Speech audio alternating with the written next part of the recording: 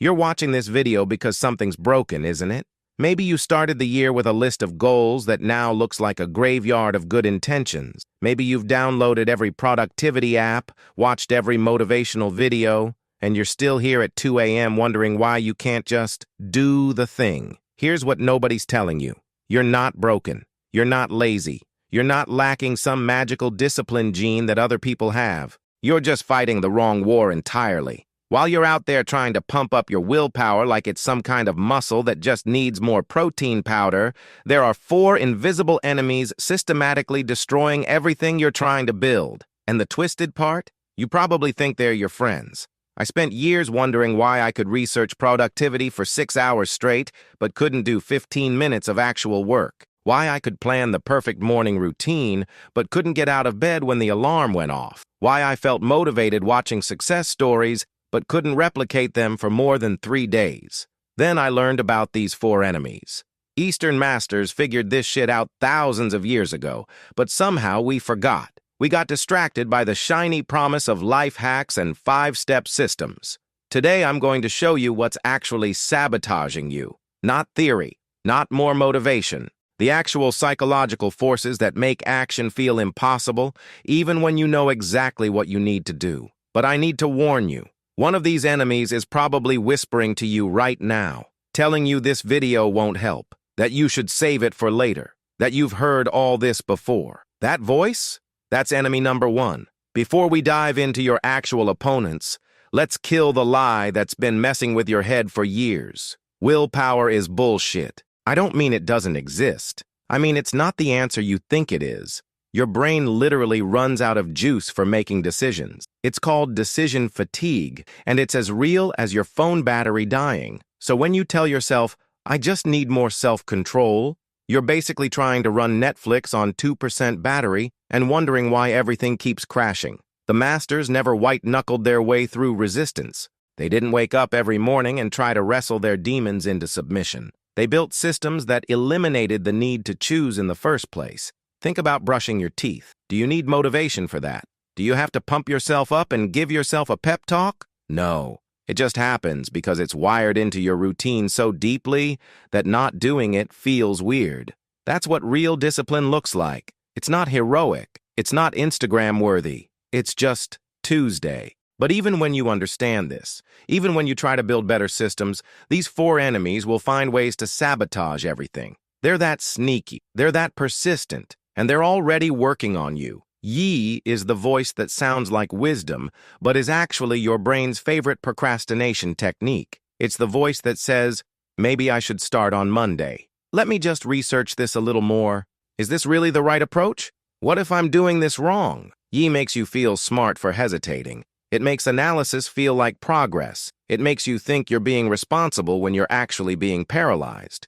You know that project you've been getting ready to start for 3 months? That conversation you need to have, but you're waiting for the right words? That habit you want to build, but you're waiting for the perfect system?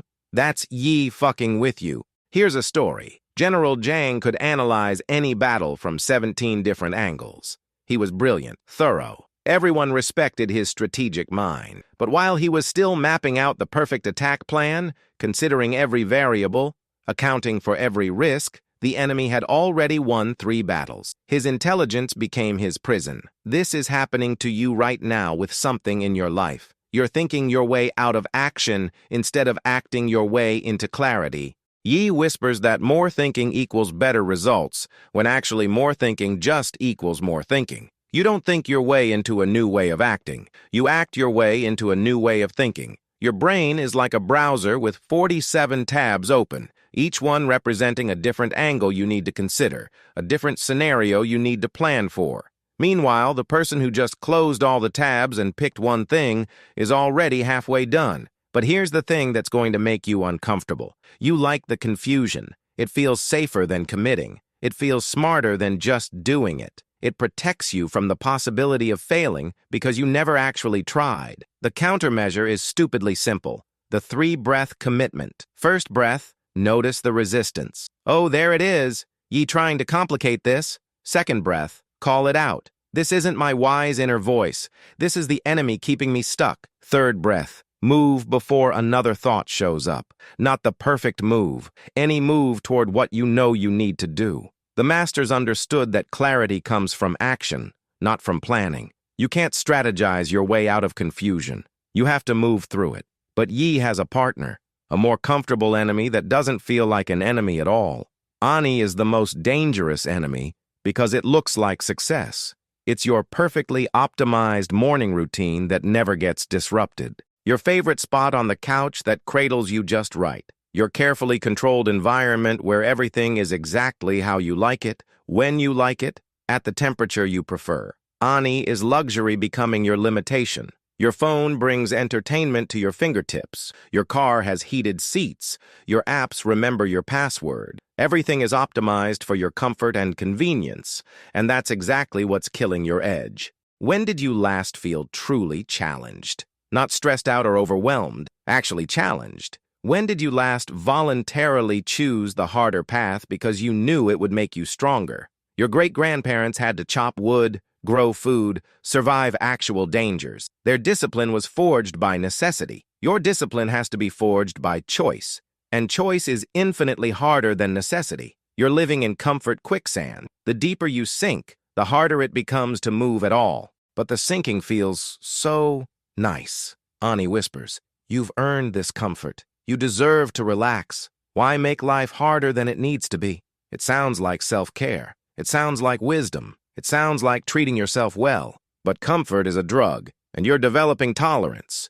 You need more and more of it to feel the same level of satisfaction. Soon, even small inconveniences feel like personal attacks. You can't get disciplined from your comfort zone. It's literally impossible. It's like trying to build muscle while lying in bed. The environment itself prevents the outcome you want. I know this hurts to hear. You worked hard to create a comfortable life. You earned the right to have things easy. But ease and growth don't coexist. They're opposites. The countermeasure is going to sound harsh, but it works. Strategic discomfort protocol. Instead of relying on willpower to overcome comfort, reshape your environment so the hard path becomes the path of least resistance. Remove chairs from your workspace. Keep your gym clothes visible and your pajamas hidden. Charge your phone in another room. Delay your first meal by an hour. Take cold showers before hot ones. Make the disciplined choice the easy choice. This isn't about torturing yourself. It's about remembering that strength grows in the gap between stimulus and response. Comfort eliminates that gap entirely. But even if you defeat Yi and Ani, there's a third enemy that's probably destroying your progress right now. And in our hyper-connected world, this one has become almost impossible to escape. San Luan is chaos disguised as productivity. It's the enemy that makes you feel busy while keeping you from being effective. You know this enemy intimately. It's the notification that breaks your flow just as you're getting into deep work.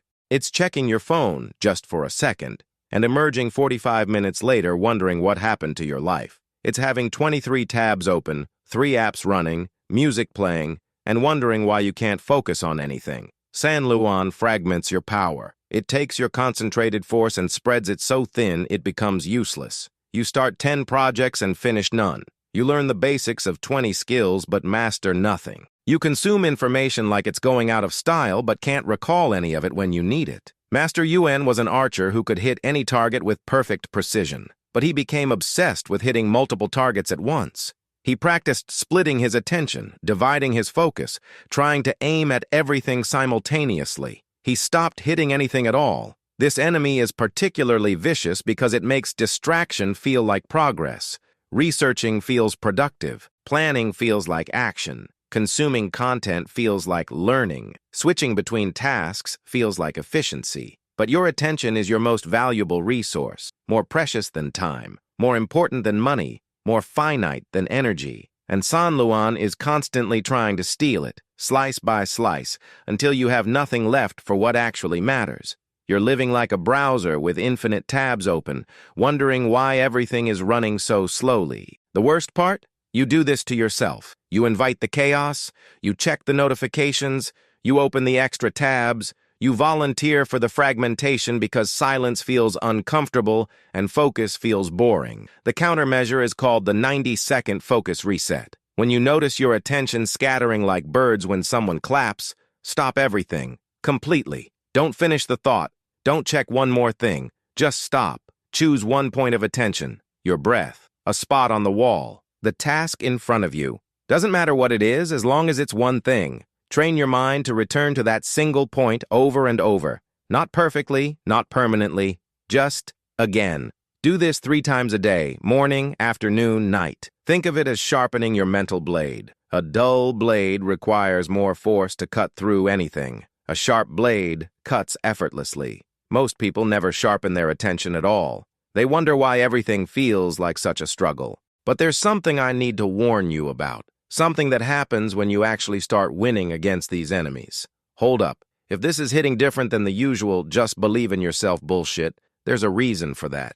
Most content treats the symptoms. This goes after the actual disease. Hit that subscribe button if you want more content that doesn't insult your intelligence. Here's what nobody tells you about getting your shit together. Success makes you cocky. When your discipline starts working, when your habits start sticking, when people start noticing your consistency, something dangerous begins to grow in your chest. You start feeling superior, special, like you've cracked some code that other people can't figure out. This sets you up for the deadliest enemy of all, the one that uses your own progress as a weapon against you. A man is the ego that feeds on your discipline itself. It's the voice that says, "Look how consistent I am compared to everyone else. Look how much stronger my habits are. Look how far I've come from who I used to be." This enemy is sneaky because it starts as healthy confidence. Pride in your progress can fuel more progress. Confidence in your abilities can drive you to bigger challenges, but Aman has a darker evolution. There was a monk famous for his unshakable routine. 4 a.m. wake-up, hours of meditation, perfect adherence to his schedule. Nothing could disturb his practice. He was proud of being unmovable, untouchable, unbreakable. One day, kids started playing loudly outside his meditation hall. Instead of adapting, instead of finding peace within the chaos, he exploded, screaming at children because they disrupted his sacred routine. Years of perfect discipline crumbled in one moment of unexpected reality. This is what Aman does. It turns your routines into your identity. It makes you rigid when you should be flexible. It makes you judge other people for not having their shit together like you do. You see this everywhere. The fitness person who shames people for eating wrong. The early riser who feels superior to night owls. The productivity guru who has a meltdown when their system gets disrupted. When your discipline becomes your identity, you're no longer using it as a tool for growth. You're using it as a weapon for your ego. You become the person who can't handle deviation from the plan. Who gets anxious when routine gets disrupted? Who looks down on people still struggling with the basics you've mastered? The worst part? This rigidity makes you fragile. The moment life throws you a curveball, and it will, your entire system collapses because it was built on the foundation of control, not adaptability. The countermeasure is called beginner's mind. Approach each task, each day, each challenge like you're encountering it for the first time. Not because you haven't done it before, but because this specific moment has never existed before. Starve the ego that feeds on your expertise. Let discipline become quiet again, curious again, humble again. When you catch yourself feeling proud of how disciplined you are, ask, what don't I know? What could I learn? How could I improve? Not from self-criticism, but from genuine curiosity. The most disciplined people I know personally don't talk about their discipline. They don't post about their routines. They don't announce their systems. They just live with a quiet consistency that speaks for itself. Real mastery is invisible. It doesn't show off. It just acts. Which brings me to something I need you to think about honestly. Which of these 4 enemies owns the biggest piece of your life right now? Is it Yi, making you overthink every decision until paralysis feels like wisdom? Is it Ani, keeping you so comfortable that growth feels like punishment? Is it San Luan, scattering your attention until focus feels impossible? Or is it Aman, making you so attached to your routines that flexibility feels like failure? Don't lie to yourself. You know which one it is. Before we close this out, I need to say something. If you made it this far, you're different. Most people click away when content gets uncomfortable, when it asks them to look at themselves honestly. The fact that you're still here tells me something about who you are. If this hit you where it counts, share it with someone who needs to stop fighting the wrong battle. Here's the paradox that's going to mess with your head. The more disciplined you become, the less disciplined you feel. When you're truly consistent, you don't wake up feeling heroic about going to the gym. You just go. You don't congratulate yourself for eating well. You just eat well. You don't need to announce your productive morning routine on social media. You just have one. True discipline doesn't need applause. It doesn't seek validation. It doesn't require motivation. It just exists, quietly, consistently, without drama or fanfare. You won't have some secret system to sell people. You won't have a morning routine to brag about. You'll just have a presence, a quiet competence that comes from knowing you can handle whatever reality throws at you. The four enemies we talked about today, Yi, Ani, San Luan, and Aman, they don't disappear. They evolve. They adapt. They find new ways to whisper in your ear and convince you to abandon what you know works. But now you can see them coming. You know their tactics. You have countermeasures. And most importantly, you understand that discipline isn't about perfection. It's about recognition and response. Every time you catch Yi trying to confuse your intentions and you act anyway, victory. Every time you choose strategic discomfort over easy comfort, victory. Every time you return your scattered attention to what matters, victory. Every time you stay humble instead of letting success make you rigid, victory. These small victories compound. They stack. They create momentum that eventually becomes unstoppable. So I'll leave you with the same question I started with. But now you have the context to answer it honestly. You know this video is for you because something's been broken. But it wasn't what you thought it was broken, was it? You weren't broken. Your system wasn't broken. You were just fighting invisible enemies while wondering why visible solutions weren't working. Now you can see what you're really up against. The question is, what are you going to do about it? Because knowing the enemy is only half the battle. The other half happens when you close this video and take the first messy, imperfect step toward reclaiming your power from the forces that have been stealing it. Your enemies are no longer invisible. Time to make your discipline invisible too.